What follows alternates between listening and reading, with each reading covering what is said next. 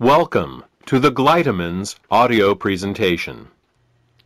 In the next 20 minutes, you will learn what gallstones are, what kinds of problems they can cause, and what you can do to get rid of them. Gallstones are nothing more than coagulated bile. Bile is the green alkaline liquid produced by the liver, which, among other things, helps us digest our food. The liver produces about 1 liter of bile a day and stores it in a muscular sac called the gallbladder. The gallbladder then squirts this bile down a tube called the common bile duct into the small intestines to mix with the food that comes from the stomach. Well, that's what's supposed to happen. Unfortunately, with nutritional deficiencies and exposure to certain toxins, bile can thicken and form what is known as biliary sludge. When this biliary sludge forms, it makes it very hard for the gallbladder to get the bile into the small intestines. It's like trying to squeeze glue through a straw. It is out of this biliary sludge that gallstones are formed. Gallstones and biliary sludge disrupt the normal flow of bile, causing 3 different types of problems. The first set of problems is related to not getting enough bile into the intestines. The second set of problems occurs when toxins, unable to leave the body through the bile, back up and accumulate in the liver and the bloodstream. The third set of problems occurs when the bile, unable to get into the intestines, backwashes into the pancreas and liver. Let's start with the first set of problems and consider what happens when the bile becomes too thick or full of stones to reach the intestines in required amounts. The first thing that bile does in the small intestine is to neutralize the acidity of the food coming out of the stomach. In order to disinfect and digest the food that we eat, the stomach secretes hydrochloric acid. Did you ever wonder why the stomach doesn't digest itself? It's because the stomach has a special mucus layer that protects it from this hydrochloric acid. But the small and large intestine have no such protection. Instead, they rely on bile.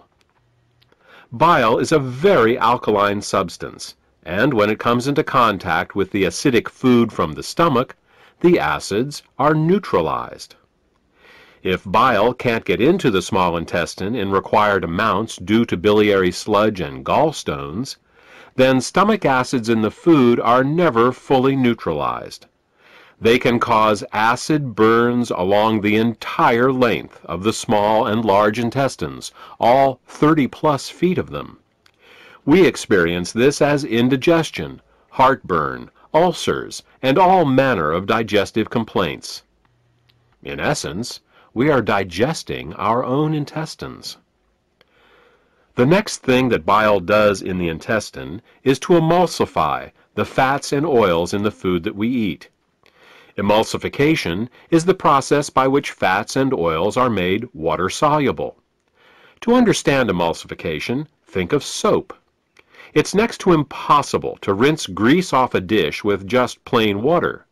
But if you put a drop of soap on the dish, the grease washes right off. That's because soap is an emulsifier. It's what allows fats and oils to mix with water.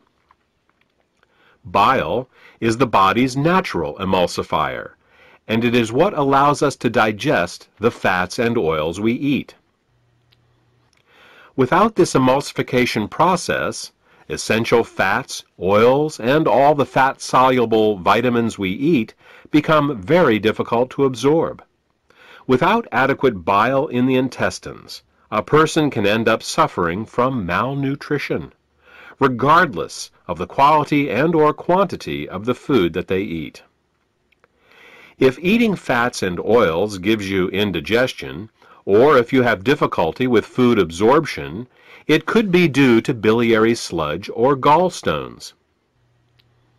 The next thing that bile does in the intestines is to stimulate Peristalsis. Peristalsis is the rhythmic, wave-like motion of the intestinal muscles that moves the food through our digestive tract. If you don't get enough bile into your intestines, you're bound to be constipated, no matter how much fiber you eat. Some people have the misfortune of experiencing alternating constipation and diarrhea. This can be a very confusing experience, but the cause can be quite simple. Without sufficient bile, the hydrochloric acid-rich, partially digested food just sits in the intestines with no peristalsis. Thus, a person becomes constipated, but at the same time his or her intestines are being burned. When enough acids build up and the intestines can't take it anymore, they purge themselves with a bout of diarrhea. Then, with the acids evacuated, the process starts all over again. If you are experiencing problems with constipation, diarrhea, or both, biliary sludge and gallstones could be the cause.